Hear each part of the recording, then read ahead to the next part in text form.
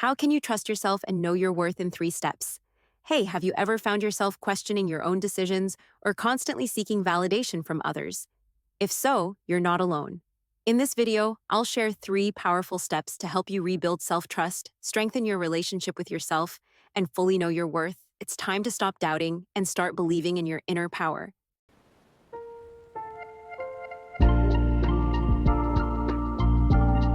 Let's dive in. Step 1: reflect on your past wins. Start by reminding yourself of all the challenges you've overcome. Whether big or small, these moments prove your ability to handle life's obstacles. Take time to journal about them. The more you recognize your strengths, the more you'll trust yourself. Step 2: set boundaries. You build self trust by honoring your needs.